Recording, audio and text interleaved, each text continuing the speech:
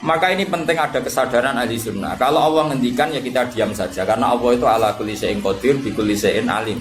Kamu tidak usah kecangkeman orang Aceh diadab karena banyak maksiat, ke malah goblok yang telulas. Podo-podo maksiat yang Aceh, rak maksiat yang Bali. Bali le maksiat yang Hollywood, Hollywood le maksiat yang Cina, malah komunis. Enggak usah ngomong gitu. Pokoknya adab itu Allah kuasa mengadab siapa saja. Tapi kita berhenti di situ, tidak usah ngomong siksa karena dosa. Karena kalau kamu ngomong dosa diperbandingkan ada daerah yang lebih dosa atau itu tidak wilayah kamu. Makanya Rasulullah itu kalau ditanya ada adab itu Nabi nggak pernah nerus. Ya sudah ada adab, tapi kalau mansus ya mansus misalnya kaum Lut itu mansus karena adab. Tapi kalau orang Islam kan nggak mesti adab. Bisa saja hukuman yang menjadikan malah berbusuar. Kalau sama nggak percaya gini, dan saya menjamin pasti saya benar dalam hal ini karena saya berdasar hati sahih. Sama-sama adab misalnya orang tenggelam. Banyak kan orang mukmin disifati Nabi itu mati syahid.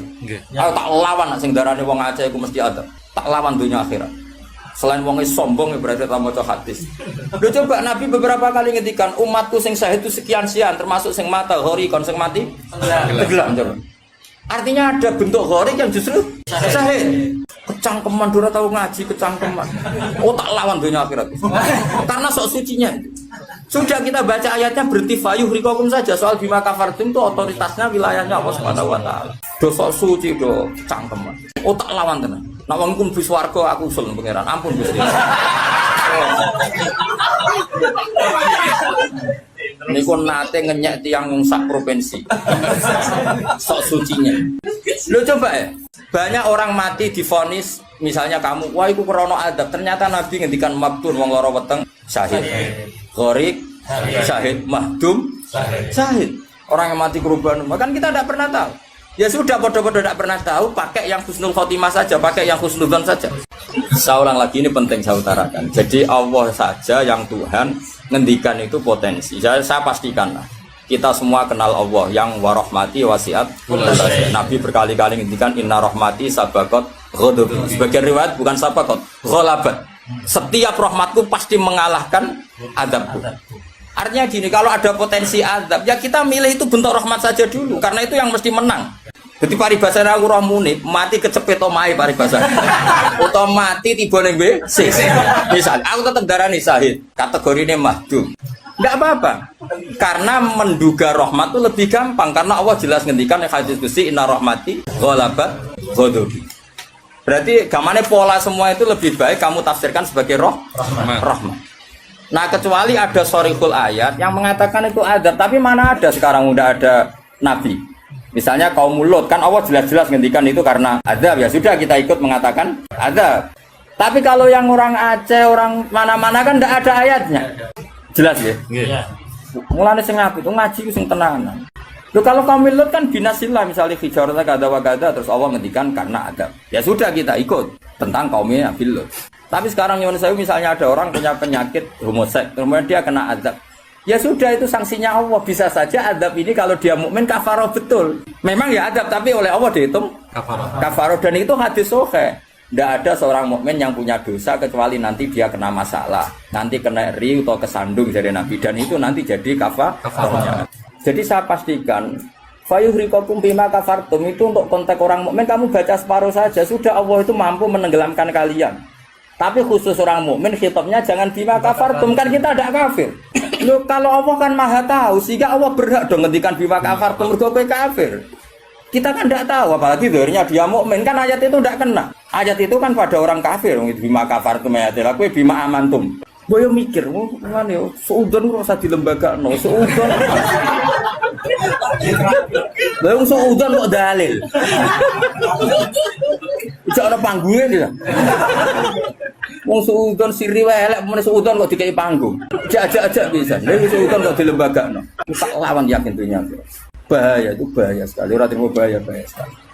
Ya saya ulang lagi ya. Jadi kata qadir itu potensi. Enggak mesti terjadi karena kita tahu warahmati wasat benar. Inna rahmati sabaqat ghadabi wa firyatin ghalabat. Jadi kalau ada fenomena tak pilih dulu itu rahmat, terutama kalau pada orang mukmin. Mulane ngaji to, pun nanganut kula. Fayukhriqakum bima kafartum. Sing berhak ngendikan bima kafartum iki sapa arah pengira. Wong yang terjadi di Indonesia udah do mukmin, mana mungkin kita teruskan bima kafartum. Rungokno yo tobat wong-wong. Aman Nabawi anut Sayyidina Ali. Jadi Sayyidina Ali, aku sebenarnya ketemu pangeran pertama, ngelapor wong sing masalah mbak. Ana awaluman yatsu bena yadir rahmanil khusuma. Aku wong pertama sungkeman yang pangeran. Iku apa konfirmasi, musuh aku bener di. Aku sih yakin ngono. Aku sebenarnya ngono. Ulama dilawan balik ngenyek. Tapi kalau Allah ngendikan adab itu mau ngendikan potensi. Jong nak kelakuan ngene, aku iku kuwasa mendatangkan siksa. Kuwasa itu kan belum eksekusi kan? Bisa iya, bisa tidak. Maka ya sudah itu potensi. Maka kalau ada orang mukmin ngalami apa-apa, itu sebagai adab banyak potensi. Yang mesti terjadi hubungan manusia dengan Allah itu rahmat. Wawas ya orang. Wes akeh murid kula nak di keyakinan ndak seperti saya tak lawan. Karena ini menyangkut tradisinya pangeran sunatullah hubungannya mbek kaulane iku rahmat. Bahkan redaksine kata bacara aku ra ahli sunah tamaknani majibno. Mari ahli sunah nak darani apa ora wajib nglakoni apa ya ono wae. Maksudnya kula ya kan. Wes jelas istilahnya kan kata barok hukum ala nafsi rasul. Cuma kita sebagai ahli sunnah manjan mengatakan Allah itu tidak wajib melakukan apa saja. Tapi Allah sendiri mengistilahkan dirinya pasti mewajibkan pada dirinya melakukan rahmat. Baik kula suwun. Hubungane wong mukmin be Allah iku yakini hubungan sing baik. Mergo Allah ngendikan be kata rabbukum ala nafsi rahmah. Sebagian wassalamu ala manit tabal huda. Dadi anggere ana wong mukmin hubungannya ambil Allah itu untuk salam, paham ya? Soal nanti ada salah-salahnya itu ya mesti wae wong ya salah. Aku rasa mbok kandhani, macam kita pakai aku rasa kecangkeman. Didali, sudah jelas Qur'annya gini, di Qur'an sing ndi. Wah, saya pernah melihat ada kitab judulnya wela, ya aku isine lho ini. Tak ulang lagi, saya tidak bosan karena kita ini nusratan li ummati Rasulillah sallallahu alaihi wasallam. Kita akan bela mati-matian umatnya Kanjeng Nabi. Nah, kan umatnya Nabi iman be Kanjeng Nabi wis salat, wis maca sholawat. Zaman akhir koyo ngene rusak ibadah. Mbok tuduh nak kena adab. Wis aku. Wis tak nak kena sanksi koyo Kanjeng Nabi lho nak ngendikan niku. Kanjeng Nabi nak ngendikan kan enak, wong mukmin kena ri, kena opo wae bahkan susah. Wong mukmin kok susah. Susahe wae insyaallah dadi kafarah.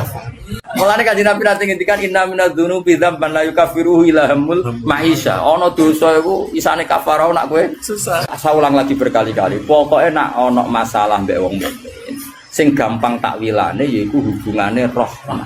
Iku sing bisi watil jasmi.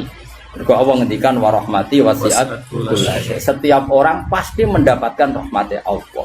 Lah soal nanti Allah rodok ngekei sanksi mergo duwe Quran ora dijogo. Dadi kiai ora tau mulang. Terus rodok diadab apa sithik-sithik bojone minggat. Rezekine angel. Yo nak pancen iku adab tenan mesti asal wong mukmin statusnya apa nglebur dosa ora istenak. Kok sing hukume adab terus piye? Dadi anggap ae dikopiok ngono lho maksudnya.